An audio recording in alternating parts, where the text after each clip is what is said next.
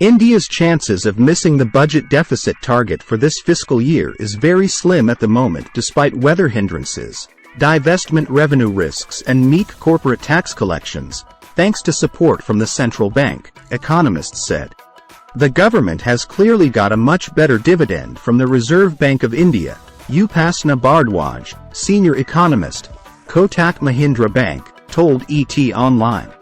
There may be some amount of change happening because of probable downsizing on the no.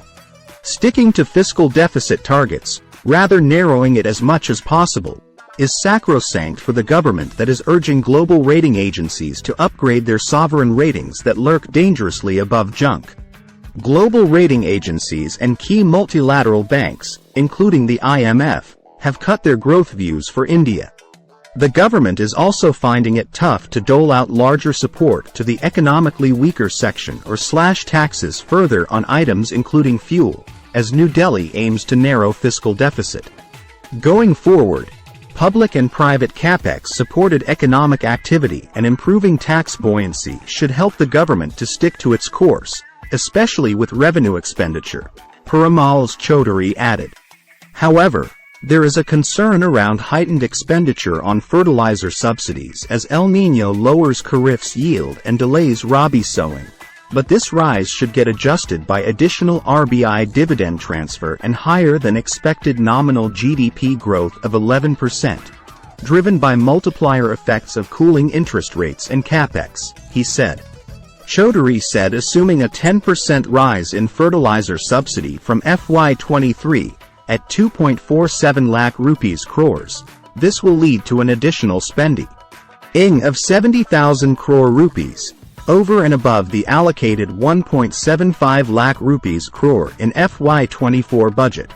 While the surplus transfer is a positive for this year's fiscal math, there are other pressures in the pipeline, such as higher fertilizer subsidy outlay, social welfare spending, including for the farm sector, and softer nominal GDP growth, said Radhika Rao, executive director and senior economist, DBS Bank.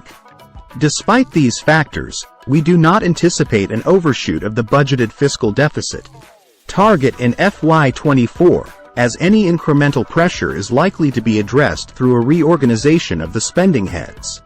On being asked if there was not such a big increase in RBI surplus transfer, Bharadwaj said, then, there clearly could have been a risk because we do not know how the divestment process is going to continue. Then, we would have to weigh how every month the tax growth is emerging, how the expenditure patterns are, especially just ahead of general elections, she. As for divestments, the Kotak senior economist said divestment is always a risk, but this is still the beginning of the fiscal year and the government generally will not go for divestments now. For now, I think Concor is the only one which we have heard of proceeding with the divestment and there is not much clarity for the rest. So that remains a risk, I would agree, she said. As for divestments, India expects to raise 51,000 crore rupees from stake sales in various state-run companies in this fiscal year and has a long queue of companies ranging from Shipping Corporation of India to IDBI Bank where it wants to either fully or partially pair ownership. India has raised 4,234.94 crore rupees from disinvestment so far and recent developments suggest New Delhi is stuttering with some sell-offs despite India's equity markets hitting record highs regularly now. The strategic disinvestment of Pawan Hans was called off recently, while Reuters reported that the government wants to delay its plans to sell its stake in Hindustan Zinc until a turnaround in the industry's fortunes.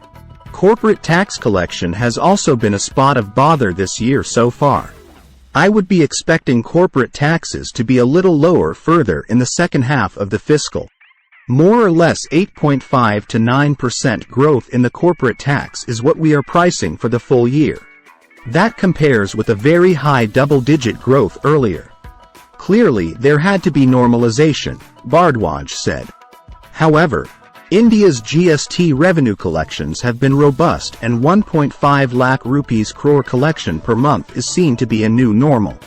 April to May fiscal deficit touched 11.8% of the annual target, with expenditure running at a faster pace than revenues, as a proportion of full-year budget estimates. Nonetheless, the collection trend has been positive for GST receipts, besides RBI's dividend transfer. Monthly GST collections in FY24 have been about 12% higher than the FY23 run rate, DBS, Rao said.